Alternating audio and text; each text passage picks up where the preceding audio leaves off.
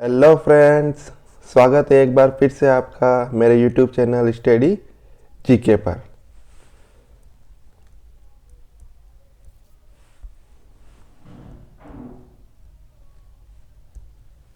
Study GK पर देखो friends, इस जो सीरीज़ है वीडियो सीरीज़ में हमने इससे पहले वाली वीडियो सीरीज़ में जो आर एस शर्मा प्राचीन भारत का इतिहास है उसके chapter number 1, chapter number 2, chapter number 3, chapter number 4 in chapter का अध्ययन हमने कर लिया था। चैप्टर नंबर 1 में हमने इतिहास के महत्व को पढ़ा था, राइट। चैप्टर नंबर 2 में हमने इतिहास के स्वरूप को पढ़ा था, राइट। चैप्टर नंबर 3 में हमने जो इतिहास है उसके स्रोत को पढ़ा था, राइट। और चैप्टर नंबर 4 जो इससे पहले वाली वीडियो में हमने कंप्लीट किया था उसमें हमने ये समझा था कि कैसे भूगोल ने प्राचीन भारत का जो इतिहास है उसको प्रभावित किया था, जिसमें नदियाँ हो गई है ना, जिसमें पर्वत हो गए, जिसमें उत्तरी सीमाएं हो गई है ना, उन्होंने कैसे प्राचीन भारत के इतिहास को प्रभावित किया था। इस प्रकार हमने ये 4 चैप्टर जो है वो कंप्लीट किए थे, राइट फ्रेंड्स। यहाँ से हम आगे बढ़ेंगे। जो चैप्टर नंबर 5 है, कौन सा फ्रेंड्स? चैप्टर नंबर जो 5 है वो है पारिस्थितिकी और पर्यावरण। पारिस्थितिकी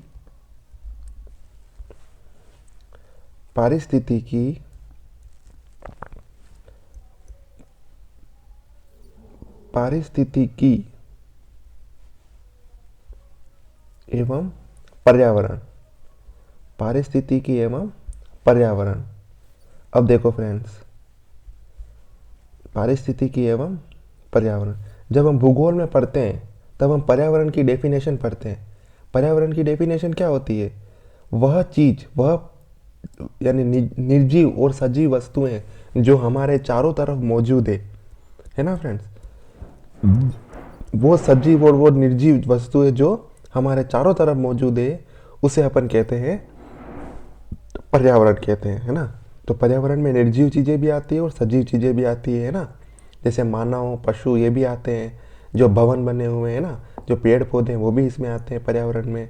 तो ये जो चीज़ है वो पर्यावरण की परिभाषा के अंतर्गत आती है।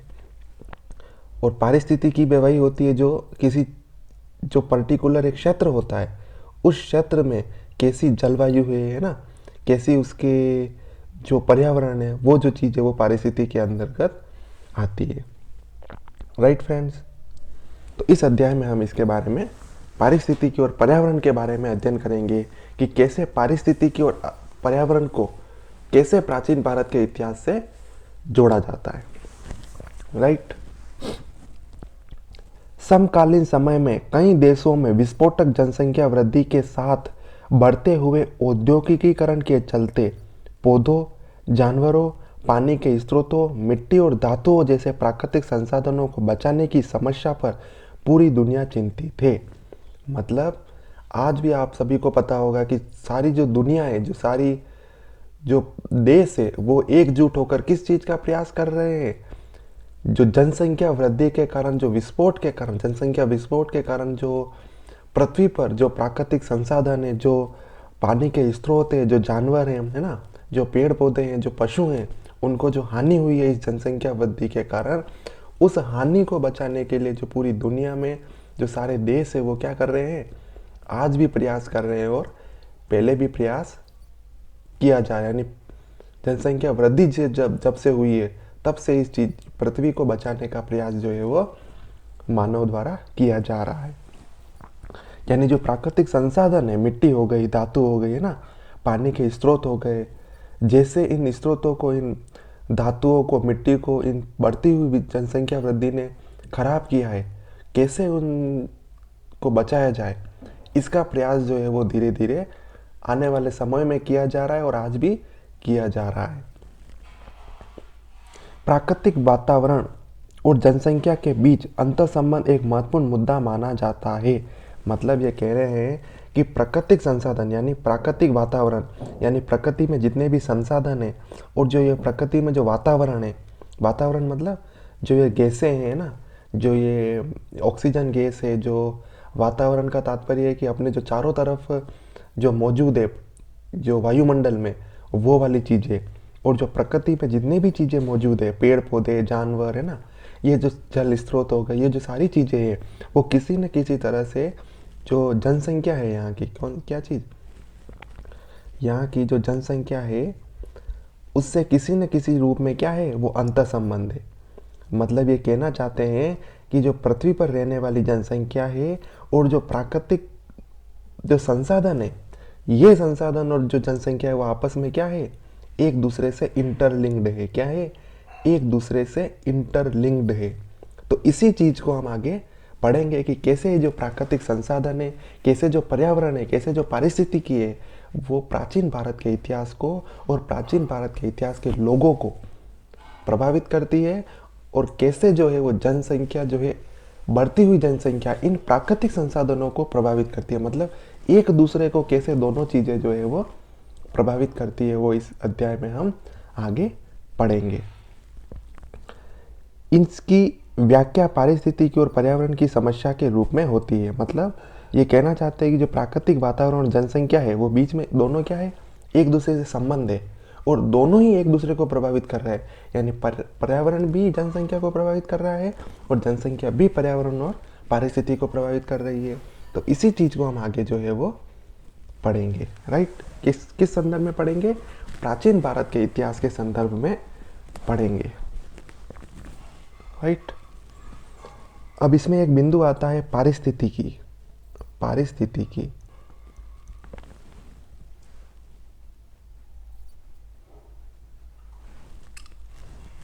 क्या बिंदु आता है दोस्तों, पारिस्थितिकी।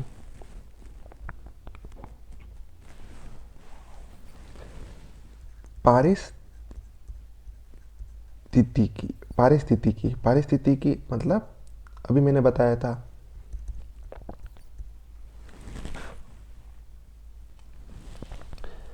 पारिस्थितिकी शब्द सन 1869 ईस्वी में गढ़ा गया था। मतलब 1869 में सबसे पहले जो पारिस्थितिकी शब्द है उसका प्रयोग आरंभ हुआ था। यह अपेक्षाकृत एक नया विज्ञान है। मतलब पहले जो है पारिस्थितिकी के बारे में इतना अध्ययन नहीं किया जाता था। ये जो वो एक नया विषय है। क्या है, नया विषय है पारिस्थितिकी और पर्यावरण का।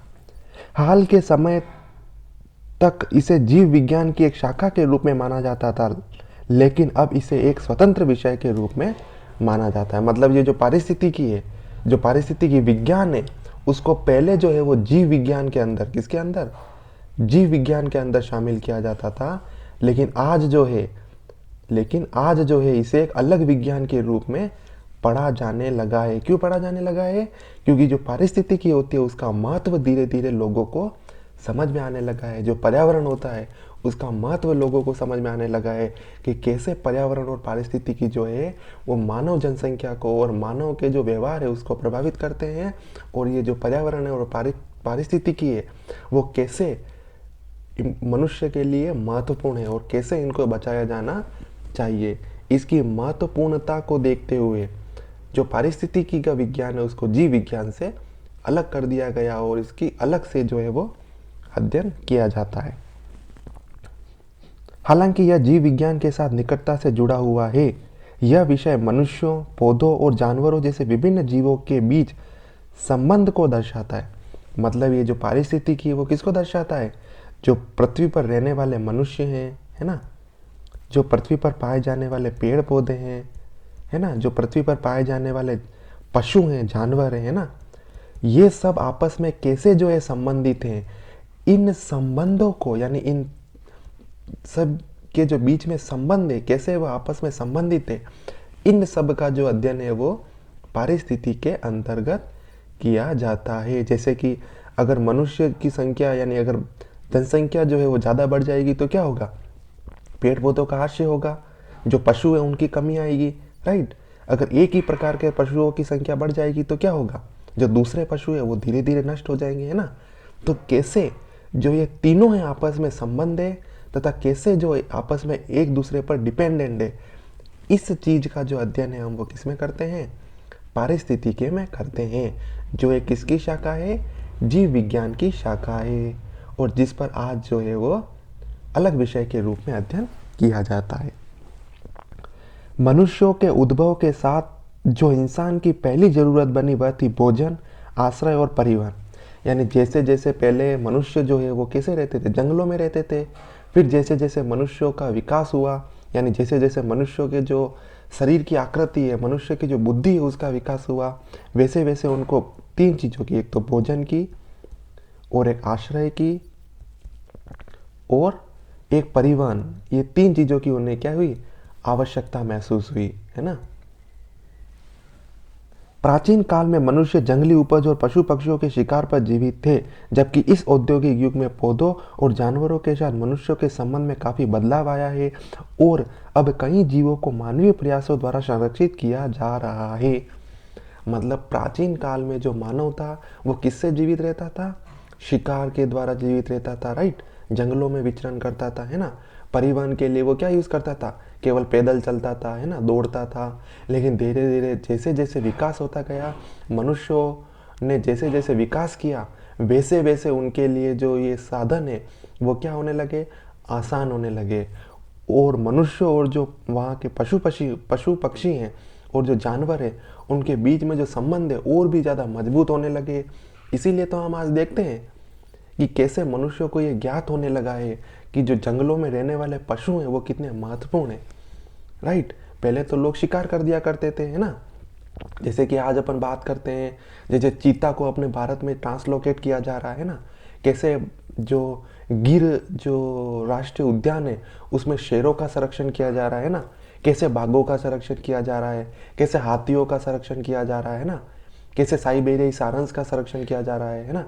कैसे गोंडवा जो अपने राजस्थान में पाया जाने वाला जो पक्षी है उसके संरक्षण किया जा रहा है। तो ये क्यों किया जा रहा है, क्योंकि मनुष्यों को ये आभास होने लगा है कि जो ये जानवर है, जो ये पशु पक्षी है, जो प्रकृति है, वो कैसे मनुष्य के जीवन के लिए काफ़ी महत्वपूर्ण है और कैसे वो जो है वो मनुष्यों के जीवन के साथ सहसंबंधित है।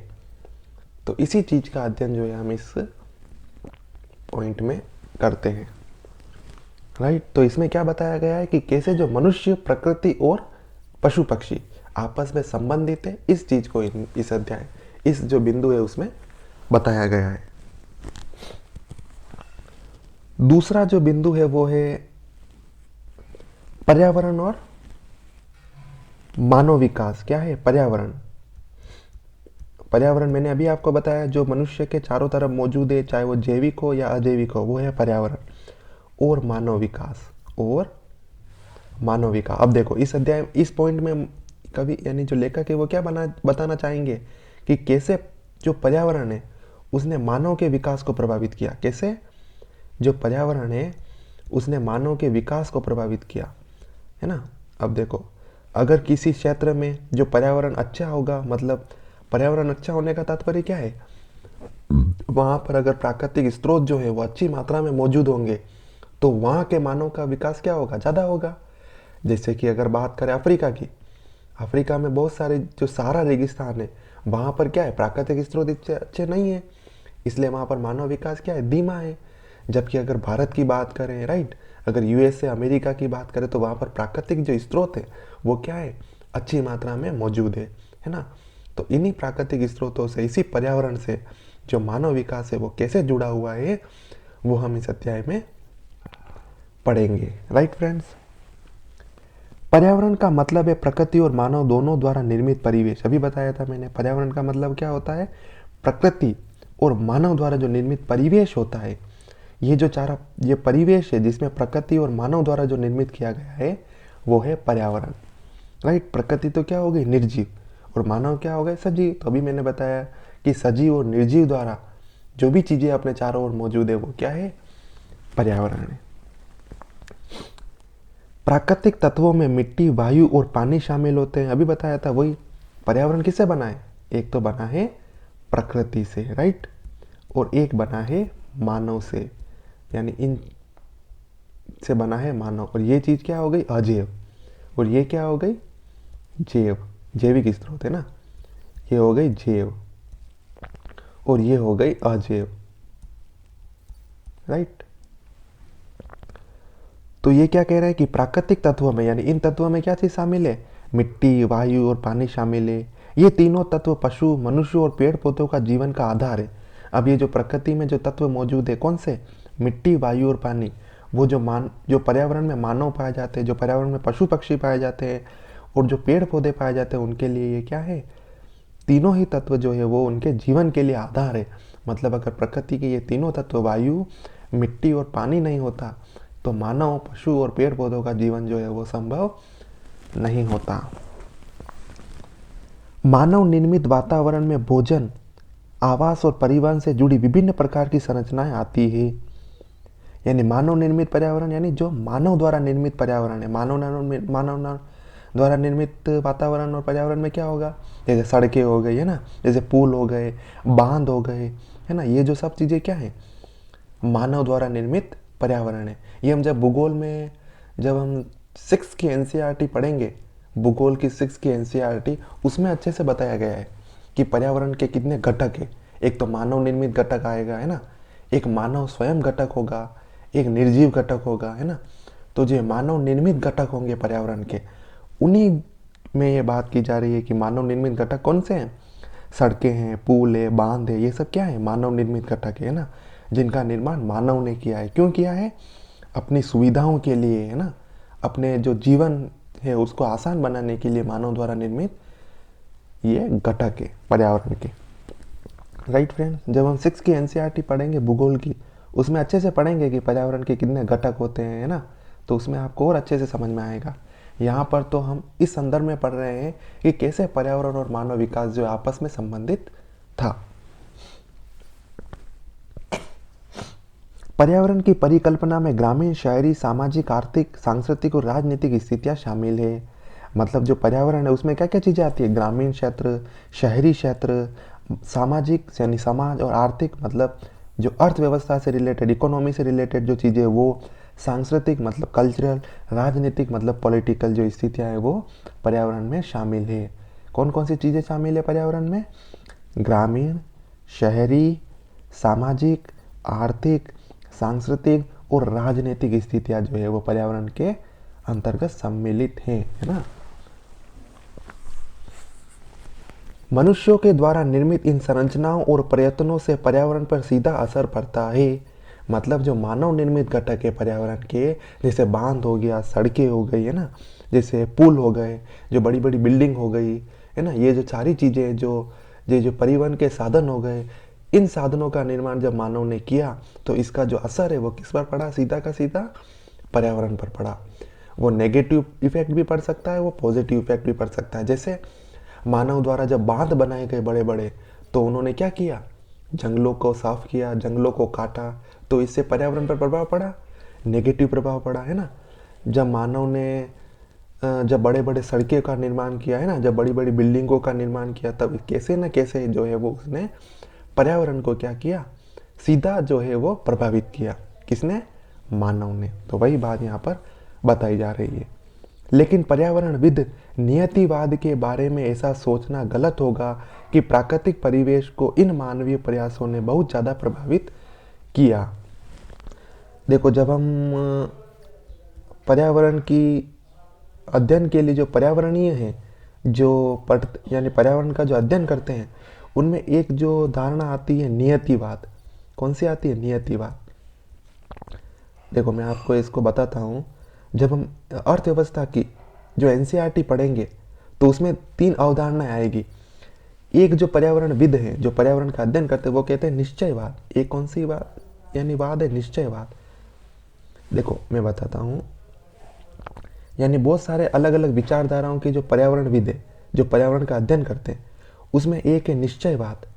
निश्चयवाद की अवधारणा वाले, निश्चयवाद की अवधारणा वाले क्या कहते हैं कि हर सब कुछ निश्चित है। मतलब सब कुछ निश्चित है का मतलब है कि आगे क्या होगा वो सब निश्चित है। तो वो कहते हैं कि सब कुछ जो है वो पर्यावरण में निश्चित है कि आगे आने वाले समय में ये होगा। जैसे अपन नहीं कहते कि हमारी ज़िंदगी में, हमारे जीवन में क्या होगा वो भगवान ने सब लिख रखा है, तो ये क्या निश्चित है। तो वैसे ही कुछ पर्यावरणविद कहते हैं कि पर्यावरण में जो है वो सारी चीज़ें क्या है? निश्चित है, यानी कुछ भी अलग नहीं होगा, सब कुछ लिखा हुआ है। तो वो एक निश्चयवाद की अवधारणा है ना। तो एक और ऐसी अवधारणा आती है नियतिवाद की अवधारणा, है ना, नियतिवाद।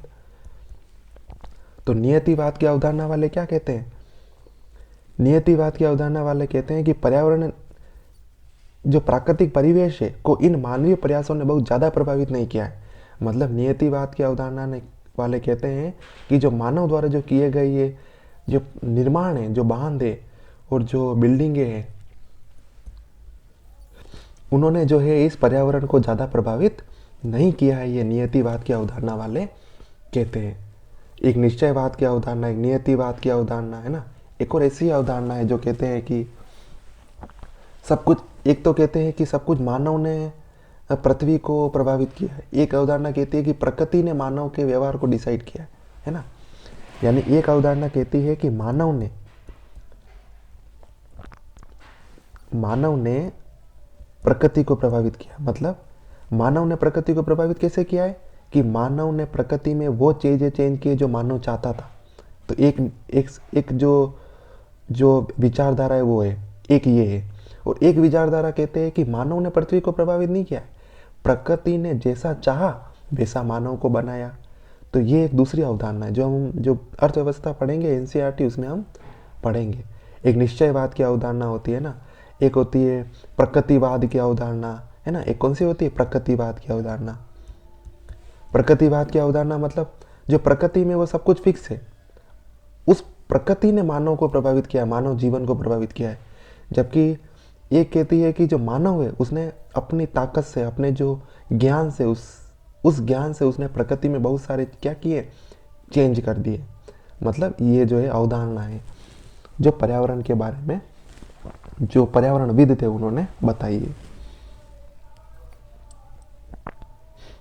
हम देखते हैं कि एक तरफ वनों की सफाई कर अनाज के उत्पादन की दिशा में अग्रसर होने से बड़ी बस्तियों का निर्माण हुआ, तो दूसरी तरफ जलवायु के परिवर्तन और नदियों के मार्ग बदलने से कुछ इंसानी रहवास खत्म हुए और आवास का पलायन हुआ, है ना।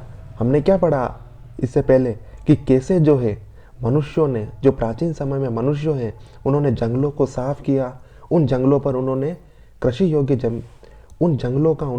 योग्य जमीन के लिए, किसके लिए? कृषि योग्य जमीन के लिए उन्होंने उसको योग्य बनाया, इन जंगलों को साफ करके, है ना। तो कैसे उन्होंने इन जंगलों का सफाया करके अपनी ज़रूरत के लिए कृषि योग्य भूमि का उत्पादन किया, है ना। और कैसे उल्टा भी सही है कि कैसे इस जलवायु ने, कैसे ही नदियों ने जो है मानव के जो रहवास है उनको नष्ट किया। जैसे हम सब हड़प्पा सभ्यता और सिंधु घाटी सभ्यता के बारे में पढ़ते हैं, तो हम पढ़ते हैं कि कैसे नदियों में जो आई बाढ़ है उसने कैसे जो पूरी सभ्यता थी उसको नष्ट कर दिया, राइट। तो वो जो चीज़ है हम इसमें पढ़ते हैं कि कैसे मनुष्य ने, वही बात आ गई कि कैसे मनुष्य ने, है ना, कि कैसे मनुष्य ने जो प्रकृति को चेंज करके उसे कृषि योग्य भूमि बनाया, राइट। तो ये क्या हो गई? मानव ने प्रकृति में चेंज किया अपने ज्ञान से, अपनी ताकत से, राइट। तो उन्होंने कैसे प्रकृति में जो मौजूद वृक्ष हैं, पेड़ पौधे हैं, है ना, जो जंगल है, उनको काट कर कृषि योग्य बनाया। मतलब मनुष्य ने किसको चेंज किया? प्रकृति को चेंज किया। और दूसरा ये कह रहे हैं कि कैसे प्रकृति ने मनुष्य को मानव के व्यवहार को चेंज किया। कैसे? कि कैसे प्रकृति में जो बाढ़ आई थी, नदियों में जो बाढ़ आई थी, उसने मानव के रहवासों को क्या कर दिया था? पूरी तरह से नष्ट कर दिया था। मतलब दूसरी वाली कंडीशन में क्या हो रहा है? प्रकृति जो है मानव को प्रभावित कर रही है, और पहली वाली कंडीशन में क्या हो रहा है? मानव जो है वो प्रकृति को प्रभावित कर रहा है। तो ये जो चीज़ें है वो इसमें कि दोनों जो है आपस में कैसे इंटरलिंक्ड है, कैसे आपस में सहसंबंध है, वो जो है यहाँ पर बताया गया है, राइट फ्रेंड्स। यद्यपि ईसा पूर्व 9000 के बाद से वैश्विक स्तर पर जलवायु परिवर्तन नहीं हुए। मतलब आज से अगर हम ईसा मसीह के जन्म के 9000 वर्ष पहले अगर जाएं, यानी कि 9000 ईसा पूर्व से अगर हम बात करें, जो हमारा जो वातावरण है, हमारी जो जलवायु है, वो आज जैसी है वैसी ही 9000 ईसा पूर्व, यानी कि जो हमारी जो वातावरण में जो आज जलवायु है, वो ऐसी जलवायु कब से बनी है? आज से 9000 ईसा पूर्व से। यानी जो आज की जलवायु है वो मौजूद थी। मतलब जो आज की जो जलवायु में जो घटक है ना, जो वायुमंडल है, वो वायुमंडल जो कब उत्पन्न हुआ था, यानी कब उसकी उत्पत्ति हुई थी? आज से 9000 ईसा पूर्व के पहले जो है वो आज जैसा वायुमंडल है वैसी वायुमंडल की शुरुआत हुई थी। तो वही कहना चाहते हैं कि आज से 9000 ईसा पूर्व के बाद से जो वैश्विक स्तर पर जलवायु है उसमें कोई परिवर्तन नहीं आया। मतलब जैसी जलवायु आज पाई जाती है वैसी आज से 9000 ईसा पूर्व में भी पाई जाती थी। केवल कुछ महत्वपूर्ण क्षेत्रीय बदलाव भर हुए, यानी पूरी जो वैश्विक जलवायु है उसमें कोई बड़े बदलाव नहीं हुए, यानी पूरे विश्व की जो जलवायु है उसमें कोई बड़े बदलाव नहीं हुए हैं। लेकिन क्षेत्रीय स्तर पर, क्षेत्रीय स्तर का तात्पर्य है कि पूरे विश्व में छोटे छोटे स्तर पर, जैसे कि भारत के किसी क्षेत्र पर, राइट, जैसे कि यूरोप के किसी क्षेत्र पर, है ना, जैसे कि अगर सेंट्रल एशिया यानी उसकी बात करें, जो अफ्रीका की बात करें, उसके कुछ छोटे छोटे क्षेत्रों पर कुछ परिवर्तन अवश्य हुए हैं। लेकिन वैश्विक स्तर पर कोई बड़ा बदलाव देखने को जलवायु में हमें नहीं मिला है। तो ये जो है वो बात बता रहे हैं।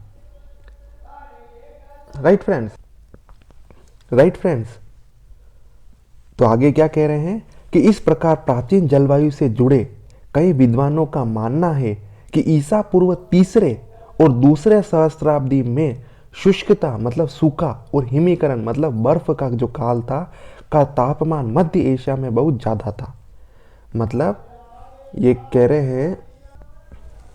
रहे हैं कि जो मध्य एशिया का भाग है ना, जो मध्य एशिया का भाग है वहाँ पर जो शुष्कता और जो हिमीकरण का काल था वो ईसा पूर्व तीसरे और दूसरी सहस्त्राब्दी में जो है उसका प्रभाव बहुत ज़्यादा था। ईसा पूर्व दूसरी सहस्त्राब्दी तक यहाँ बेहद ठंड पड़ती थी। मतलब ईसा पूर्व दूसरी सहस्त्राब्दी तक, यानी दूसरी सहस्त्राब्दी मतलब क्या हुआ, ईसा मसीह के जन्म के 1000 साल पहले, कितने 1000 साल पहले, राइट। तो उस समय जो थे वो जो मध्य एशिया का भाग है, कौन सा, मध्य एशिया का भाग है ना, जो मध्य एशिया का भाग है वहां की जो जलवायु थी वो क्या थी, शुष्क थी और क्या थी, हिमीकरण थी और क्या थे, बर्फ की से युक्त थी। इस कारण दक्षिणी एशिया के लोग कम ठंडे क्षेत्र की तलाश में भारतीय उपमहाद्वीप की तरफ आकर्षित हुए। यह पलायन इंडो आर्यन भाषा बोलने वाले और ऋग्वेदिक लोगों का था। मतलब ये कह रहे हैं कि अगर हम विश्व के मानचित्र की बात करें तो प्राचीन समय में क्या था, ये जो मध्य एशिया के लोग थे, यहाँ पर जो एशिया मध्य एशिया है ना, जब अगर हम ये उत्तरी अमेरिका है ना, ये दक्षिणी अमेरिका है, ये अगर ये यूरोप हो गया है ना, और ये अपना अफ्रीका हो गया है ना, ये एशिया हो गया, ये अगर एशिया हो गया, ये अगर हम एशिया बनाए, राइट, और यहाँ पर अगर ऑस्ट्रेलिया बनाए, तो ये क्या कह रहे हैं, ये कह रहे हैं कि उस समय प्राचीन समय में जो ये जो मध्य एशिया है यहाँ, और यहाँ का जो तापमान है वो क्या था, शुष्क था और क्या था, बर्फ युक्त था। तो वहाँ पर लोगों को रहना क्या हुआ, मुश्किल हुआ। तो इसीलिए वो क्या करते थे, यहाँ से लेकर वो भारत की तरफ क्या करने लगे, पलायन करने लगे। क्या करने लगे, भारत की तरफ पलायन करने लगे। क्यों, क्योंकि जो भारत का उस समय जो मौसम था, जो वातावरण था, जो जलवायु थी वो क्या थी, उष्णकटिबंधीय थी। और वहाँ पर जो है वो मनुष्यों के रहने के लिए वो एक बहुत ही परफेक्ट और बहुत ही उचित जो है वो स्थान भारत में मौजूद था। इसीलिए जो ये भारत में ये जो लोग हैं वो पलायन करने लगे। और वे लोग क्या थे, आर्य भाषण यानी इंडो आर्यन भाषा बोलने वाले थे। हमने इससे पहले पढ़ा कि द्रविड़ भाषा समूह कहाँ पाया जाता है ना, द्रविड़ और जो इंडो आर्यन भाषा बोलने वाले समूह है वो उत्तर भारत में निवास करते हैं। तो ये इंडो आर्यन भाषा बोलने वाले समूह वाले लोग कहाँ से आए, ये जो मध्य एशिया है, जो उत्तरी जो भाग है पृथ्वी का, वहाँ से लोगों ने पलायन करना शुरू किया और वो उत्तर पश्चिमी भाग से यानी सिंध से, सिंधु नदी से पार करते हुए वो भारत में प्रवेश हुए, है ना। तो यानी कैसे जो है पर्यावरण जो है, कैसे जलवायु जो है वो कैसे जो मानव के व्यवहार को प्रभावित कर रही है वो यहाँ पर हम देख सकते हैं, है ना। प्राकृतिक संसाधनों के दोहन के बिना हम प्राचीन मानव के या प्राचीन समय में मानव विकास की कल्पना नहीं कर सकते। यानी मानव ने विकास अपना कैसे किया, जो प्राकृतिक संसाधन उस समय मौजूद थे उन संसाधनों का दोहन करके जो है मानव ने अपना विकास किया। तो इस प्राकृतिक संसाधनों की मौजूदगी के बिना हम मानव के विकास की कल्पना नहीं कर सकते हैं। तभी हम देखते हैं कि भारत में प्राकृतिक संसाधन इतनी प्रचुर मात्रा में मौजूद थे कि वहाँ पर जितने भी विदेशी लोग आए, है ना, जो विदेशी आक्रमणकारी थे वो भारत के बनकर रह गए, क्योंकि यहाँ पर प्राकृतिक संसाधन प्रचुर मात्रा में मौजूद थे, है ना। भारत में सबसे पुरानी बस्तियां आम तौर पर पहाड़ी पठार या जंगली इलाकों, झीलों, नदियों के पास स्थापित होती थी। ये हमने पहले ही पढ़ा कि अगर हम भारत के प्राचीन बस्तियों की बात करें, है ना, तो वो कहाँ पर पाई जाती थी? नदियों के किनारे पाई जाती थी, है ना, ताकि उनको जो जल स्रोत है उनका वो उपलब्ध हो जाए। वो पहाड़ों और पठारों पर पाई जाती थी, है ना, ताकि जो पहाड़ है उससे बचाया जाए, है ना, ताकि प्राकृतिक जो जो पशु हैं, है ना, जो उनसे बचा जा सके, है ना। तो यहाँ पर जो है आमतौर पर पहाड़ी पठार और जंगली और नदियों, जंगली इलाकों, नदियों, झीलों के पास जो है वो प्राचीन बस्तियाँ स्थापित की जाती थी मानव के द्वारा। जहाँ लोग जीवित रहने के लिए पत्थरों और हड्डियों के औजार बना सकते थे, मतलब जो अच्छी मात्रा में पत्थर थे वो उनको कहाँ पर उपलब्ध थे? नदियों के किनारे उपलब्ध थे। और उन्हीं पत्थरों का यूज़ करके वो क्या बनाते थे? हथियार बनाते थे, औजार बनाते थे प्राचीन समय के लोग। इसी को अपन कहते हैं पाषाण युग। पाषाण युग मतलब ऐसा युग जिसमें जो औजार है, जो हथियार है, जो भी उनके उपयोग के लिए वस्तु हैं वो किससे बनी हुई थी? पत्थर की बनी हुई थी। इसीलिए अपन कहते हैं पाषाण युग। तो ये जो है, ये जो प्राकृतिक संसाधन है वो कैसे, ये जो पर्यावरण है वो कैसे मनुष्य के जीवन को प्राचीन समय में प्रभावित करता था, वो चीज़ यहाँ पर बताई गई है, राइट। इन औजारों का उपयोग पक्षियों और जानवरों के शिकार के लिए किया जाता था। साथ ही इनका प्रयोग खेती के लिए, मिट्टी को तैयार करने और घरों को बनाने के लिए, जमीन समतल करने के लिए भी किया जाता था। यानी जब वो नदियों के किनारे, झीलों के किनारे रहते थे तो वहाँ से जो उनको पत्थर मिलता था, उन पत्थरों का उपयोग वो हथियार बनाने के लिए, औजार बनाने के लिए करते, और उन्हीं हथियारों वो औजार की सहायता से वो जानवरों का शिकार करते थे, है ना। उन्हीं औजारों की सहायता से वो मिट्टी को खोदते थे, है ना, और मिट्टी को खोद कर उसको कृषि योग्य भूमि में परिवर्तन करते थे, है ना। और इसी औजारों के द्वारा वो अपने घर बनाते थे और उन घरों में वो निवास करते थे। मतलब वो ऐसे स्थान पर, ऐसे लोकेशन पर वो रहना पसंद करते थे जहाँ पर उनको प्राकृतिक संसाधन जो है वो प्रचुर मात्रा में मिल जाए, और ताकि वे जो प्राकृतिक संसाधन है उनके जीवन स्तर को या जीवन को आसान बना सके, राइट। तो इसमें हमने पढ़ा कि कैसे जो पर्यावरण है वो मानव विकास से कैसे वो संबंधित है आपस में, ये जो है वो इस बिंदु में बताया गया है, राइट फ्रेंड्स। अब जो अगला बिंदु है वो है वातावरण एवं बस्तियाँ। वातावरण, वातावरण मतलब अपने चारों तरफ जो पाया जाता है वातावरण, जो वायुमंडल है वो। तो वातावरण एवं बस्तियाँ, बस्तियाँ मतलब अभी बताया ना, सबसे प्राचीन बस्तियाँ कहाँ रहती थी? पहाड़ों, पर्वतों, यहाँ पर रहती थी, है ना। तो बस्तियाँ मतलब जब लोग एक साथ झुंड में रहते हैं, है ना, तो उसे अपन कहते हैं बस्ती। ये भी हम भूगोल में पढ़ेंगे, अलग अलग टाइप्स की बस्तियाँ होती है ना। तो वातावरण और बस्ती के बारे में इसमें बताया गया है कि कैसे उसको प्राचीन भारत से इन लिंक करेंगे अपन वातावरण और बस्तियों को, राइट फ्रेंड्स। कठोर जलोढ़ की मिट्टी, वनों की कटाई और खेती के बिना उन खेती करने वाले समाजों का बसना लगभग असंभव था जो गंगा के समतल मैदानों में आकर बसा था। मतलब हमने क्या देखा कि प्राचीन समय में लोग कहाँ रहते थे? गंगा के उपजाऊ मैदान में रहते थे। अब वो लोग जो है वो सिंधु नदी के उपजाऊ मैदान में रहते थे, वो जो लोग हैं वो यमुना नदी के उपजाऊ मैदान में रहते थे। क्यों रहते थे वहाँ पर? सिंधु नदी, गंगा नदी और यमुना नदी के उपजाऊ मैदानों में क्यों? क्योंकि वहाँ पर जलोढ़ मिट्टी की उपलब्धता थी, है ना। वहाँ पर वनों को काट कर उन्होंने खेती योग्य जमीन बना दिया था। इसीलिए जो बस्तियाँ हैं वो ज़्यादातर कहाँ पर थी? इन इलाकों में मौजूद, राइट फ्रेंड्स। जो कैसे जो है वो लोग जो है इन बस्तियां जो उन्होंने कहाँ पर बसाई थी? जहाँ पर इनको जलोढ़ मिट्टी मिली, जहाँ पर उन्होंने खेती योग्य जमीन जो है वो बनाई, उन जगहों पर इन बस्तियों के लोगों ने क्या बनाया? रहना स्टार्ट किया, राइट। ऐसा लोहे की कुल्हाड़ी और लोहे के हल के उपयोग के कारण लगभग ईसा पूर्व 500 से ही संभव हुआ होगा। मतलब ये कह रहे हैं कि देखो ईसा पूर्व 500 की बात हो रही है, राइट। ईसा पूर्व 500 में अपन ने क्या पढ़ा था? जब मगध साम्राज्य का उदय हुआ था वो कब हुआ था? जैसे ही जो उत्तर वैदिक सभ्यता जो कि 1000 से लेकर 500 ईसा पूर्व तक जिसका काल माना जाता है, किसका काल माना जाता है? उत्तर वैदिक सभ्यता। पढ़ा था हमने पहले वाली वीडियो में कि उत्तर वैदिक सभ्यता जो है वो 1000 से लेकर 500 ईसा पूर्व है, ऋग्वैदिक सभ्यता 1500 से लेकर 1000 ईसा पूर्व है, राइट।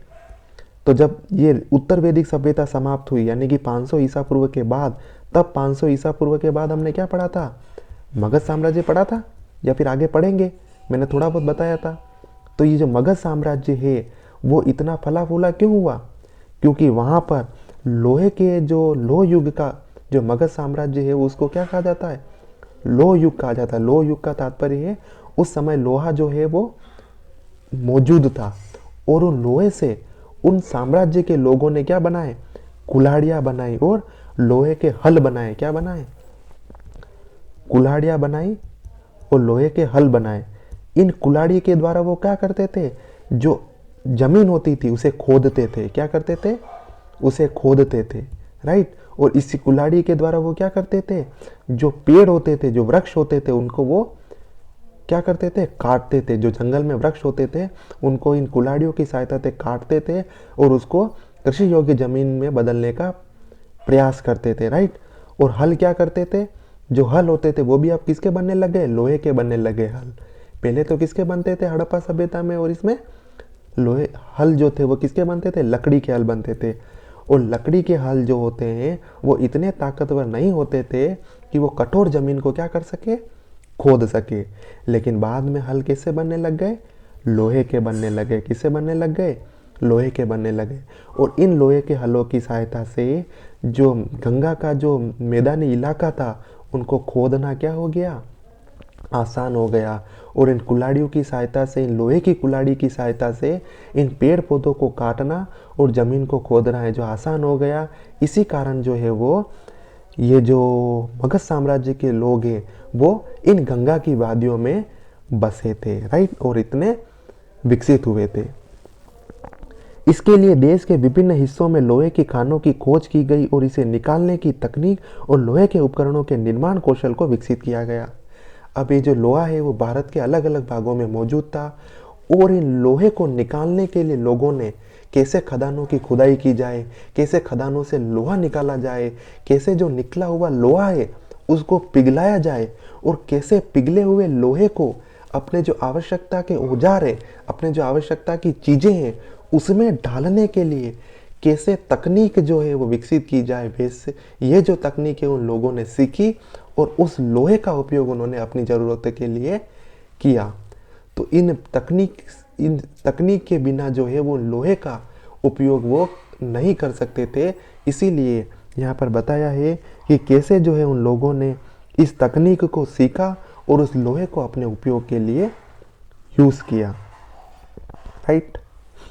मध्य गंगा के समतल मैदानी इलाकों में प्रभावी रूप से कठोर जलोढ़ मिट्टी, विंध्य क्षेत्र की लाल मिट्टी और दक्कन और पश्चिमी भारत की काली कपास की मिट्टी की जुताई के लिए हल की आवश्यकता थी। मतलब ये बता रहे हैं कि जो अपना प्यारा भारत है ना, ये जो अपना प्यारा भारत है, यहाँ पर जो विंध्य वाला क्षेत्र है, जो दक्षिण में जो दक्कन में जो दक्षिण में जो दक्कन और पश्चिमी भारत में जो काली मिट्टी वाला क्षेत्र है, ये वाला क्षेत्र, ये जो विंध्य पर्वत वाला क्षेत्र, ये वाला क्षेत्र, और जो गंगा का ये वाला क्षेत्र है, ये वाला क्षेत्र, इस मिट्टी को खोदने के लिए, जो कठोर मिट्टी होती थी उस मिट्टी को खोदने के लिए उन्होंने हल का यूज़ किया। और वो हल किससे बना था? वो हल बना था लोहे से। और इसी लोहे के हल के माध्यम से उन्होंने इस कठोर मिट्टी को खोदा, और इस कठोर मिट्टी को खोदकर उन्होंने कृषि योग्य मिट्टी में या कृषि योग्य भूमि में बदला। क्या किया? इस कठोर भूमि को उन्होंने कृषि योग्य भूमि में बदला।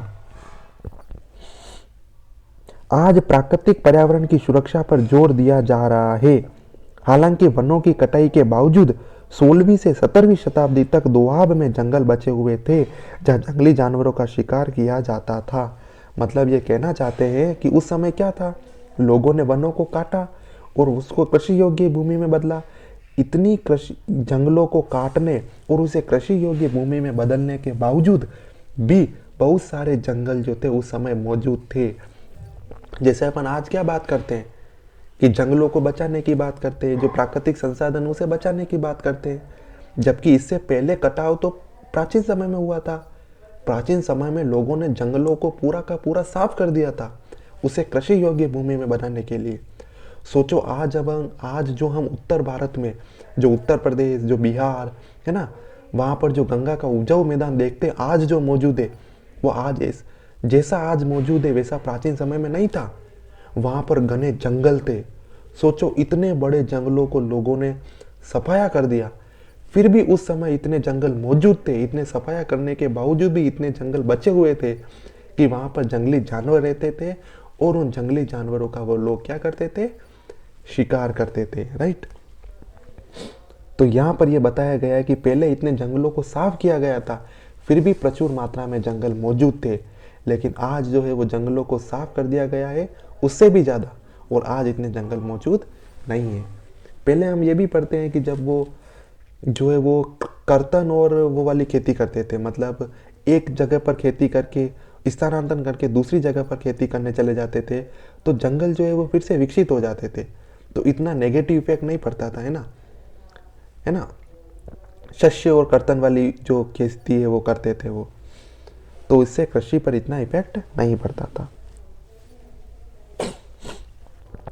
यह पारिस्थितिकी परिवर्तन की केवल आधुनिक समय में देखने को मिलता है। कौन सा? आज के समय में हम देखते हैं कि कैसे जंगलों की कटाई जो है मानव को प्रभावित कर रही है ना। पहले इतना प्रभावित नहीं करती थी क्योंकि पहले उतने जंगल मौजूद थे, उन पशुओं के लिए, उन जंगली पशुओं के लिए निवास स्थान था, लेकिन आज तो बिल्कुल भी नहीं बचा है। तो आज जो चिंता का विषय है वो पहले उतनी चिंता का विषय नहीं था, पहले इतना नहीं था, है ना, क्योंकि पहले मनुष्यों की जनसंख्या भी तो इतनी नहीं थी। आज तो जनसंख्या कितनी बढ़ गई है। हर हाल में मानव ने पेड़ पौधों और पशुओं के बदौलत ही प्रगति की। जब मनुष्य ने खेती और पशुपालन शुरू किया तो इससे दोनों में गुणात्मक रूप से वृद्धि हुई। यानी जब मनुष्यों ने इन जंगलों को काटकर खेती करना स्टार्ट किया, उस खेती करने से मनुष्यों के जीवन में भी विकास हुआ, क्योंकि उन्होंने खेती करना शुरू किया तो इससे उनको जो खाद्यान्न है उसकी जो उत्पत्ति है, जो उनकी पूर्ति है वो समय समय पर होने लगी। और इससे जानवरों यानी पशुपालन जब उन्होंने शुरू किया तब भी उनका जो मानव था उनका जीवन क्या होने लगा, आसान होने लगा, क्योंकि उन्होंने जानवरों को पालतू बनाना शुरू किया, है ना। उनसे जो उत्पादन प्राप्त होता है उस उत्पादन को उन्होंने कंज्यूम करना स्टार्ट किया। इससे मानव ने पशुओं का संरक्षण भी करना स्टार्ट किया, क्योंकि अब वो क्या करने लगे, शिकार पर कम फोकस करने लगे और पशुपालन पर ज़्यादा फोकस करने लगे। और जब उन्होंने शिकार पर कम फोकस करना शुरू किया, शिकार कम करना शुरू किया, तो उससे जंगली जानवरों की संख्या में भी एक अच्छी मात्रा में वृद्धि होने लगी। यानी ये जो खेती करना जो उन्होंने स्टार्ट किया था, जो उन्होंने जंगली भूमि को खेती में तब्दील किया था, जो परिवर्तन किया था, उससे मानव को भी फायदा हुआ और जो जंगली पशु हैं उनको भी फायदा हुआ, है ना। क्योंकि इससे अब लोग कम शिकार करने लगे, तो कम शिकार करने लगे तो जो जंगली पशु हैं उनकी संख्या में भी क्या होने लगी, थोड़ी बहुत वृद्धि होने लगी, है ना। और वो एक जगह पर स्थान पर स्थिर रहकर रहने लगे, है ना। तो कैसे जो है वो मनुष्य ने प्रकृति को प्रभावित किया और कैसे प्रकृति ने मनुष्य को प्रभावित किया, वो हमने इस पार्ट में पढ़ा, राइट फ्रेंड्स।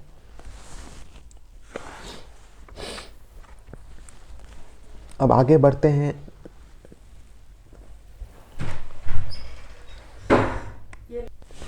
राइट फ्रेंड्स, बस्तियों के स्थान और आकार मिट्टी और जलवायु की स्थितियों जैसे पर्यावरणीय कारकों पर निर्भर थे, जिसके आधार पर स्थानों का चयन निर्धारित होता था। मतलब मैंने अभी बताया आपको कि जो मानव की बस्तियां थी वो उसको कौन डिसाइड करता था, वहाँ की मिट्टी को कैसी है वैसे उस मिट्टी के आधार पर, वहाँ की जलवायु की स्थितियाँ कैसी है उसके आधार पर, और जो पर्यावरण के दूसरे जो कारक है वो जो मानव की बस्तियों को डिसाइड करते थे कि मानव कहाँ रहेंगे। जैसे कि अगर किस क्षेत्र की मिट्टी उपजाऊ होगी तो मानव बस्तियाँ वहाँ स्थापित होगी।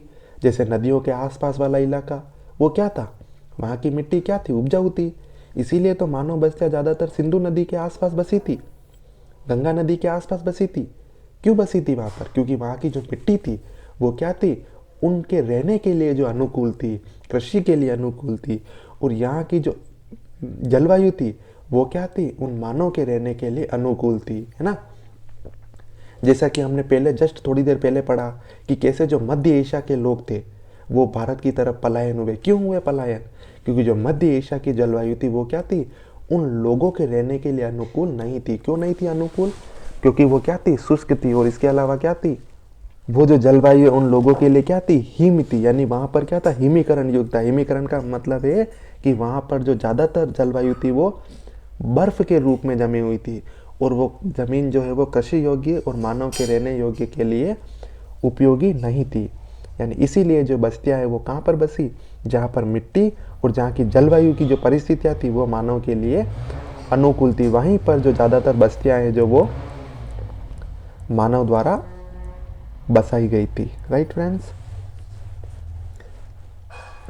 नदी, झील, जंगल, पहाड़, खनिज और उपजाऊ मिट्टी के साथ अनुकूलित बारिश वाले इलाकों ने कई बसावटों को अपनी तरफ आकर्षित किया। मतलब ये जो बस्तियां हैं, इन बस्तियों को किन चीज़ों ने और आकर्षित किया, यानी किन चीज़ों ने इन बस्तियों के निर्माण में जो है वो, यानी किन चीज़ों ने बस्तियों के निर्माण को प्रभावित किया। इन जलवायु और इन मिट्टी के अलावा और कौन कौन सी चीज़ें थी, वो थी नदियाँ थी, है ना। जहाँ पर नदियों का पानी मौजूद होगा वहाँ पर ये बस्तियाँ बसाई जाएगी, है ना। जहाँ पर झीलें होगी वहाँ पर ये बस्तियाँ बसाई जाएगी, है ना। जहाँ पर जंगल भल यानी प्रचुर मात्रा में होंगे वहाँ पर ये बस्तियाँ बसाई जाएगी, क्योंकि जंगल से उनको क्या मिलेगा, पशुओं का शिकार वो कर सकते हैं ना। जंगल से जो जंगली उत्पाद होते हैं, जैसे गोंद हो गया, है ना, जैसे लकड़ी हो गई, वो जो है उसकी पूर्ति वो जंगल से कर सकते हैं, है ना। जो पहाड़ है वहाँ पर, जहाँ पर खनिज प्रचुर मात्रा में उपलब्ध होगा वहाँ पर ये बस्तियाँ बसाई जाएगी, है ना।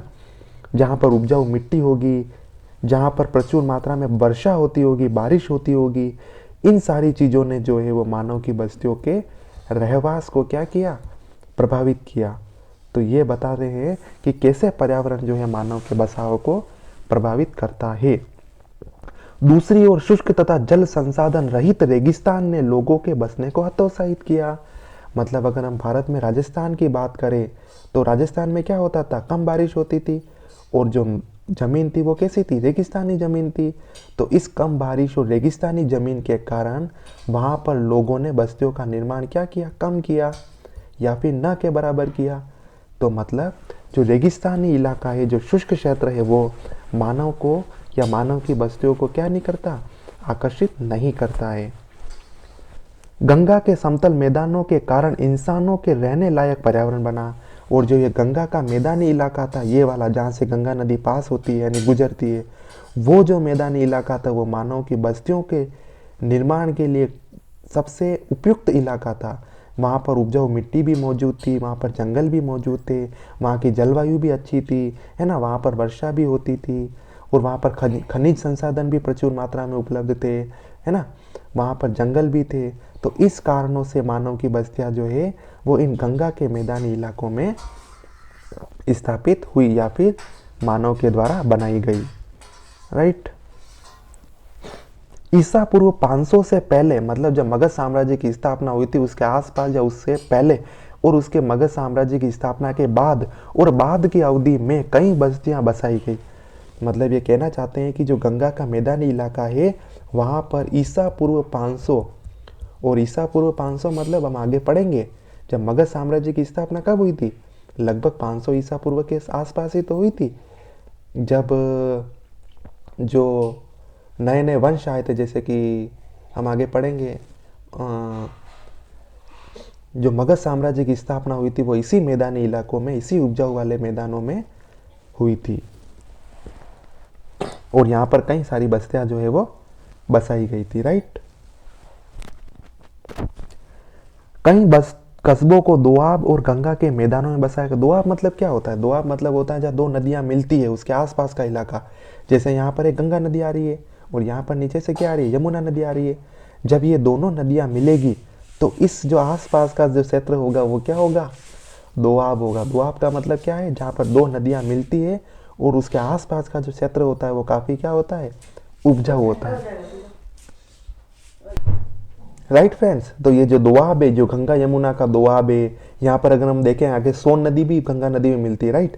तो सोन नदी जब गंगा नदी में मिलती है ये भी एक दोआब है। राइट। जब हम उत्तर से पढ़ते हैं जो घाघरा नदी है, गंडक नदी है ना, ये नदियाँ भी क्या करती है, गंगा नदी मिलती है। तो यहाँ पर भी क्या निर्माण होता है, दोआब का निर्माण होता है। इसीलिए तो ये जो क्षेत्र है, जो गंगा नदी का उपजाऊ क्षेत्र है, वो मानव बस्तियों की स्थापना के लिए सबसे उपयुक्त क्षेत्र माना जाता था। वर्तमान समय में जो भूमिका सड़कों और रेलवे जैसे परिवहन की थी, वह भूमिका उन दिनों में नदियों ने मार्गों के रूप में निभाई। ये तो इस चीज़ का अध्ययन तो हम पहले वाली वीडियो में कर चुके हैं कि जैसे आज लोग सड़कों का यूज़, जैसे रेल मार्गों का यूज़ आज जो करते हैं यातायात के लिए, या फिर अपने जो जो जो व्यापार करने के लिए, जो ट्रांसपोर्ट के लिए इन सड़कों और रेल मार्गों का यूज़ जैसे आज किया जाता है, वैसे पहले जो है वो लोग नदियों का जो है या नदी मार्गों का उपयोग जो है वो नदी मार्गों का उपयोग जो है वो लोग कैसे करते थे, यातायात के मार्गों के रूप में ये लोग नदियों का उपयोग जो है वो करते थे। यहाँ पर नदियों की जो महत्वपूर्णता है वो बताई गई है कि कैसे नदियों का जो उपयोग है लोग अपने खुद के एक स्थान से दूसरी स्थान तक जाने के लिए, और साथ ही जो व्यापारी हैं वो माल को एक स्थान से दूसरे स्थान पर ले जाने के लिए करते थे। और ये नदियाँ प्रचुर मात्रा में कहाँ उपस्थित थी, जो ये अपना गंगा का जो मैदानी इलाका है वहाँ पर ये नदियाँ प्रचुर मात्रा में उपलब्ध थी, तभी तो ये बस्तियाँ गंगा के मैदानी इलाकों में बसी। राइट फ्रेंड्स, जब बाढ़ आती थी तो वनों के किनारों को बहा ले जाती थी और जंगलों का बढ़ना और फैलाव रुक जाता था। हालांकि इसे खेती करने वाले लोगों की जो कृषि योग्य जमीनें थी वे सिंचित हो जाती थी। मतलब आज भी अपन देखते हैं कि उत्तर भारत में बहुत सारे जो, जैसे तुमने पढ़ा होगा कि जो जो नदियाँ होती है वो बारिश के क्षेत्रों में बहुत सारी बाढ़ें लाती है। उन बाढ़ के कारण जो उसके नदियों के आसपास का इलाका जो होता है वो क्या होता है, पूरी तरह से जल में डूब जाता है। तो इन जल में डूबने से क्या होता है, एक तरह से हानि होती है। वहाँ पर जो रहने वाले लोग हैं, वहाँ पर जो जंगल है ना, वो जो क्या हो जाते हैं, इस बाढ़ के कारण क्या हो जाते हैं, नष्ट हो जाते हैं। ये तो क्या हो गया, उस बाढ़ का नेगेटिव इफेक्ट हो गया। लेकिन इसके साथ साथ एक पॉजिटिव इफेक्ट भी होता है बाढ़ का, पता है क्या? जब ये बाढ़ आती है तो अपने साथ क्या लाती है, उपजाऊ मिट्टी लाती है। जो हिमालय पर्वत थे उनसे उपजाऊ मिट्टी लाती है, और उन मिट्टियों को क्या करती है, जो ये नदियाँ होती है, उन नदियों के जो आसपास के इलाके होते हैं, ये वाले इलाके, उन इलाकों में जो बाढ़ के कारण ये जो उपजाऊ मिट्टी है वो क्या हो जाती है, जमा हो जाती है।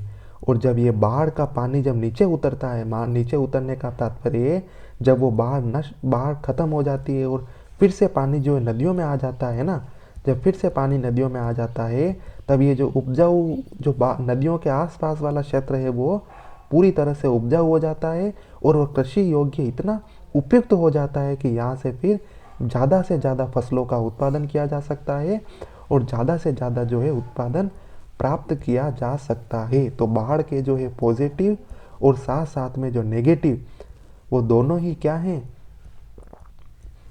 उपयोग यहाँ पर या फिर प्रभाव यहाँ पर बताए गए हैं, है ना।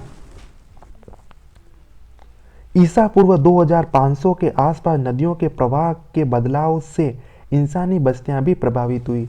ईसा पूर्व 2500 मतलब क्या है, ईसा पूर्व 2500 का तात्पर्य है हम चले गए हैं कहाँ पर, हड़प्पा सभ्यता के या मोहनजोदड़ो सभ्यता के काल में चले गए हैं। तो इन हड़प्पा सभ्यता में जो नदियों का बहाव था, जैसे सिंधु नदी कैसे बहती थी, ऐसे बहती थी, है ना, गंगा नदी किसी और तरीके से बहती थी। लेकिन धीरे धीरे जैसे जैसे हमने पढ़ा ना अभी कि कैसे जो हिमालय पर्वत का निर्माण चरणों में हुआ है, राइट। तो अभी भी जो आज भी जो है वो जो पृथ्वी के नीचे जो टेक्टोनिक प्लेट्स हैं वो आज भी क्या कर रही है, विचरण कर रही है। और उसी विचरण के कारण जो पृथ्वी का जो ऊपरी क्षेत्र है, मतलब जो पठारी भाग, जो पहाड़ी भाग, जो समतल मैदान है, उनकी संरचना में क्या हो रहा है, धीरे धीरे परिवर्तन हो रहा है। और उसी कारण से जो नदियों का प्रभाव जो प्राचीन समय में था, वो प्रभाव जो आज के समय में क्या हो गया है, परिवर्तन हो गया है। जैसे मैं बताऊं, जैसे पहले जो मान लो हिमालय की ऊंचाई ये थी, लेकिन टेक्टोनिक प्लेट के कारण हमने पढ़ा कि धीरे धीरे नया हिमालय भी बन रहा है, राइट। और धीरे धीरे उसके चरण बन रहे हैं। तो जैसे जैसे नए हिमालय का बनना शुरू होगा, वैसे वैसे क्या होगा, जो नदियों का जो बहाव है वो इस हिमालय की उत्पत्ति के कारण जो पृथ्वी के ऊपर मौजूद जमीन है उसकी संरचना में परिवर्तन के कारण जो नदियों का बहाव है वो क्या हो जाएगा, परिवर्तन हो जाएगा। मान लो वो नदी पहले इधर की दिशा में बह रही थी, तो हिमालय की उत्पत्ति और जो समतल मैदान है उसकी बनावट के परिवर्तन के कारण वो नदी अब कैसे किस दिशा में बहने लगी है, मान लो वो इस दिशा में बहने लगी है।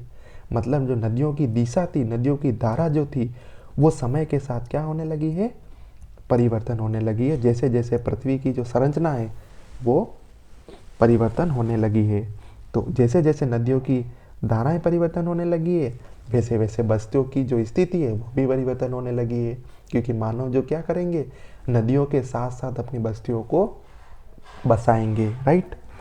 सरस्वती नदी गंगा हकारा की सीमावर्ती यमुना सतलज से जुड़ी हुई थी और तीनों ने हड़प्पा संस्कृति के विकास में योगदान दिया। मतलब जो हड़प्पा संस्कृति है उसके विकास में सरस्वती नदी है ना, गंगा नदी, यमुना नदी है ना, सतलज नदी, इन नदियों ने, इन चारों नदियों ने जो है हड़प्पा संस्कृति, जो मोहनजोदड़ो संस्कृति है उसके विकास में इन नदियों ने योगदान दिया, राइट फ्रेंड्स। जबकि ईसा पूर्व 1700 में सतलज और संभवतः यमुना पूर्व की दिशा या पूर्व की तरफ चली, जिससे कि हड़प्पा के नगरीय समाज के उपरांत बनी सभ्यता को प्रभावित किया। मतलब ये कहना चाहते हैं कि जब हड़प्पा संस्कृति थी, जब शुरू में 2700 ईसा पूर्व जब हड़प्पा सभ्यता थी, उस समय जो यमुना नदी थी वो इस दिशा में जाती थी। किस दिशा में, सिंधु नदी की दिशा में जाती थी। लेकिन जब हड़प्पा संस्कृति जो थी वो समाप्त हुई, यानी 1700 ईसा पूर्व के आसपास, तब उस यमुना नदी का जो यमुना नदी की जो दिशा थी वो चेंज हो गई, वो किस दिशा में जाने लगी, इस दिशा में जाने लगी। मतलब ये कहना चाहते हैं कि जब हड़प्पा संस्कृति जो सिंधु सभ्यता थी, उस समय जो यमुना नदी का प्रवाह था वो सिंधु नदी की तरफ जाता था। लेकिन जैसे ही जो हड़प्पा संस्कृति की अंत हुआ, जब वैदिक सभ्यता की शुरुआत थी, उस समय जो यमुना नदी था, यमुना नदी जो थी उसका प्रवाह जो है वो चेंज हो गया और उसका प्रवाह जो है वो गंगा नदी की तरफ जाने लगा और वो गंगा नदी की में मिल गई। और इसी कारण से जो बस्तियां हैं वो अब जो सिंधु नदी की तरफ न रहकर धीरे धीरे किस तरफ बढ़ने लगी, पूर्व दिशा की तरफ हम वो बढ़ने लगी। इसके बारे में हमने पहले भी पढ़ा था कि कैसे जो है आने वाले समय में जो बस्तियां हैं वो पश्चिम से पूरब की तरफ और पूरब की तरफ और पूरब की तरफ वो बढ़ती जाएगी। कि जैसे हड़प्पा संस्कृति जो थी वो भारत के उत्तर पश्चिमी भाग में थी, फिर वैदिक संस्कृति थोड़ा पूरब में खिसकी है ना, फिर उत्तर वैदिक संस्कृति और थोड़ा पूरब में खिसकी और मगध में थोड़ा और पूरब में गए, और जैसे गुप्त साम्राज्य और थोड़ा पूरब में पश्चिमी बंगाल तक पहुंच गया। तो ये कैसे हुआ, क्योंकि वो नदियां जो थी उन्होंने अपना मार्ग जो थे वो परिवर्तन करना शुरू किया और इन नदियों के साथ साथ मानव ने अपनी बस्तियों को बसाना भी शुरू किया और वो पूरब की तरफ बसने लग गए, राइट। नदियों के लोगों के रहवास का प्राथमिक स्थल बने। मतलब नदियां जो थी वो लोगों के रहवास का जो है प्राथमिक स्तर जो थी, वो नदियों से ही वो मनुष्य जो है रहवास को डिसाइड करते थे। नदियों के इन प्रयोगों ने जंगलों को प्रभावी ढंग से साफ किया और मानव रहवास के निर्माण में सहायता प्रदान की। मतलब इन नदियों ने क्या किया, अपने प्रवाह से जंगलों को साफ किया और मानव के रहने के लिए निर्माण जो होता है, रहवास जो होता है उसका निर्माण किया। ऐसा भारत में प्रथम महान शहर पाटलिपुत्र के संदर्भ में देखा जा सकता है।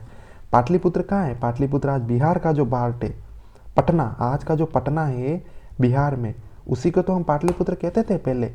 यानी जो पहले का पाटलिपुत्र था वो आज का क्या है, पटना है। वो पटना कहाँ है, बिहार में। तो जो पटना है उसका निर्माण कैसे हुआ है, इन नदियों के आसपास वाले क्षेत्र में ही तो इस पाटलिपुत्र का निर्माण हुआ है।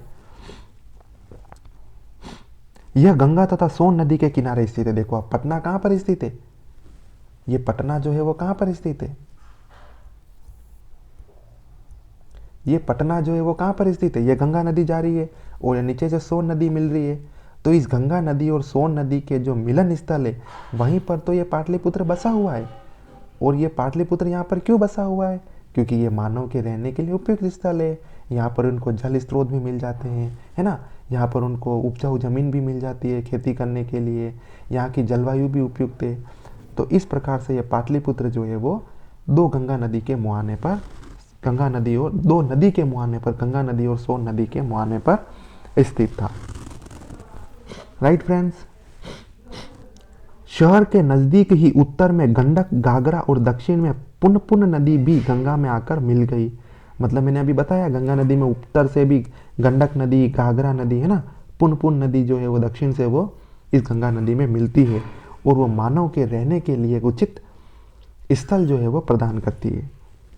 तीनों तरफ नदियों की उपस्थिति ने पाटलिपुत्र को लगभग एक जल बंदरगाह बना दिया और इसे राज्य की पहली महान राजधानी बनने के लिए मदद की।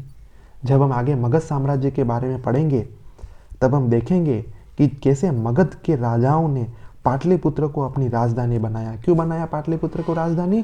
क्योंकि जो पाटलिपुत्र था वो चारों तरफ से क्या था, नदियों से घिरा हुआ था, ताकि वो उस पर जो है बाहरी देश, जो बाहरी साम्राज्य है वो आसानी से उस पर क्या नहीं कर सके, आक्रमण नहीं कर सके, राइट। तो जो ये नदियाँ हैं वो उन जो साम्राज्य है उनकी राजधानियों को क्या करती थी, आक्रमण से भी सुरक्षा प्रदान करती थी। और साथ ही साथ ये पाटलिपुत्र है जब चारों नदियों से घिरा हुआ था तो इस पाटलिपुत्र को हर समय पर जो जल की आपूर्ति है वो उपलब्ध होती थी और कृषि योग्य भूमि के लिए वो जल की जो उपलब्धता थी वो बहुत ही आवश्यक थी। इसीलिए जो मगध साम्राज्य के राजा थे, जो मगध साम्राज्य के आने वाले जितने भी साम्राज्य हैं, उन्होंने पाटलिपुत्र को अपनी राजधानी बनाया। और दूसरे जो आसपास के जो राज्य थे वो भी हमेशा क्या करना चाहते थे, इस पाटलिपुत्र को जीतना चाहते थे, क्योंकि इस पाटलिपुत्र की जो इम्पोर्टेंस थी उस समय में बहुत अधिक थी। हालांकि पाटलिपुत्र गंगा और सोन के प्रयाग पर स्थित था। बाद में सोन नदी पश्चिम की ओर चली गई। मैंने बताया ना कैसे नदियों ने अपना मार्ग परिवर्तन किया। पहले सोन नदी जाती थी ऐसे, फिर बाद में सोन नदी कैसे पश्चिम की तरफ चली गई। यानी पहले सोन नदी कैसे जाती थी, बाद में जो सोन नदी वो पश्चिम की तरफ चली गई, पहले वो पूर्व की तरफ जाती थी। प्रागैतिहासिक काल में चिरांद महत्वपूर्ण हो गया क्योंकि यहाँ गंगा और घाघरा के प्रयाग पर स्थित था और इसके आसपास की जगह जंगल से आच्छादित थी। एक और जगह है भारत के जो उत्तरी भाग है ना, ये अपना है प्यारा भारत। ये जो भारत का उत्तरी भाग है यहाँ पर, यहीं पर एक और जगह है चिरांद। क्या है? चिरांद। क्या है? चिरांद। ये जो चिरांद जगह है वो भी क्या थी, उस समय में बहुत महत्वपूर्ण थी क्योंकि वो जंगलों से घिरी हुई थी और वही सेम टू सेम जैसे पाटलिपुत्र नदियों से घिरी हुई थी ना, और इन नदियों ने कैसे भारी आक्रमण से रक्षा की, वैसे ही चिरांद जो था वो जंगलों से घिरा हुआ था। और इन जंगलों से घिरे होने के कारण जो आसपास के जो साम्राज्य थे वो आसानी से इस चिरांद पर हमला या फिर आक्रमण नहीं कर पाते थे, क्योंकि वो जंगल जो थे इस चिरांद जो क्षेत्र था उसकी रक्षा करते थे। ऐसा चिरांद में हुए नवपाषाण युग के औजार के उत्खनन से पता चलता है। उनमें से कई औजार बारहसिंगा की हड्डियों से बने, जो इस बात का संकेत देते हैं कि इन जंगलों में हिरण का शिकार होता था। मतलब ये बता रहे हैं कि चिरांद में अपने को बहुत सारे औजार ऐसे मिले हैं जो पशु है, जो पशु बारहसिंगा है, उन पशुओं के जो सिंग होते हैं उनसे, इन सिंगों से इन औजारों को बनाया गया था। और वो औजार जो है आज भी अपने को अवशेष के रूप में प्राप्त होते हैं। तो एक लेखक कहते हैं कि इन औजारों से हम ये अनुमान लगा सकते हैं कि जो चिरांद के आसपास के जंगल थे वहाँ पर बारहसिंगा जो है वो उस समय जो है पाया जाता था। हालांकि बस्तियों की बनावट के लिए नदियों का किनारा एक उपयुक्त स्थल था। लोग तालाब और झील के किनारे भी बसे।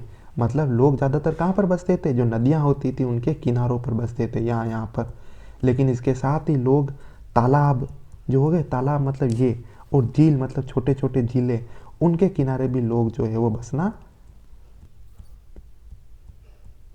यानी लोगों ने अपने बसावट स्थान जो है वो बसाए। मतलब लोग जो है नदियों के किनारे, तालाबों के किनारे, झीलों के किनारे, इन सभी के किनारे जो है वो रहते थे। ईसा पूर्व दूसरी सहस्त्राब्दी में पूर्वी उत्तर प्रदेश और उत्तरी बिहार में हमें ऐसे स्थल देखने को मिलते हैं। कैसे स्थल? जहाँ पर लोग नदियों के किनारे, तालाबों के किनारे और झीलों के किनारे बसे हो, ऐसे स्थल हमें पूर्वी उत्तर प्रदेश और उत्तरी बिहार में देखने को मिलते हैं ईसा पूर्व दूसरी सहस्त्राब्दी में। जलाशयों के किनारे जीवन का बसना आज भी उसी तरह से जारी है। आज भी हम भारत में देखते हैं तो बहुत सारे शहर जो हैं वो तालाबों, नदियों, है ना, और झीलों के किनारे बसे हुए हैं। जब हम भूगोल में पढ़ते हैं तो हम देखते हैं कि एक टॉपिक आता है कि नदियों के किनारे बसे शहर, तो ये नदियों के किनारे बसे बहुत प्रमुख शहर हैं जो आज भी नदियों के किनारे बसे हुए हैं ना। जैसे सिप्रा नदी के किनारे शहर बसे हुए हैं ना, ये चंबल नदी के किनारे औद्योगिक नगर बसे हुए हैं। तो ये जो नदियाँ हैं जैसे आज बस्तियों के बसाव को प्रभावित करती है, वैसे ही ये नदियाँ, तालाब और झीलें प्राचीन समय में भी लोगों के बसाव को क्या करती थी, प्रभावित करती थी। राइट फ्रेंड्स, तो इस बिंदु में हमने क्या पढ़ा कि कैसे जो वातावरण है, कैसे जो प्रकृति में जो पर्यावरण है, कैसे जो जलवायु है, कैसे जो वहाँ की नदियाँ हैं वो मानव बस्तियों को प्रभावित करती है, कैसे पारिस्थितिकी और पर्यावरण जो है वो मानव विकास को प्रभावित करता है, मानव के रहवास को प्रभावित करता है, वो हमने इस बिंदु में पढ़ा। मतलब हम पढ़ रहे हैं कि कैसे पारिस्थितिकी और पर्यावरण जो है वो प्राचीन भारत को प्रभावित करता है। इसके बारे में हम इस अध्याय में पढ़ रहे हैं। इस वीडियो में हम यहीं तक पढ़ेंगे। आगे आने वाली वीडियो में जो इस अध्याय के 2 बिंदु और रह गए हैं, बारिश और मानवीय प्रयास और पर्यावरण के प्रति प्राचीन दृष्टिकोण, ये जो 2 बिंदु है हम आने वाली वीडियो में कंप्लीट करेंगे। यानी एक आने वाली एक और वीडियो आएगी, उसमें हम प्रयास करेंगे कि इस जो लेसन है, इस चैप्टर को हम फिनिश कर दें। ओके फ्रेंड्स, तो मिलते हैं नेक्स्ट वीडियो में।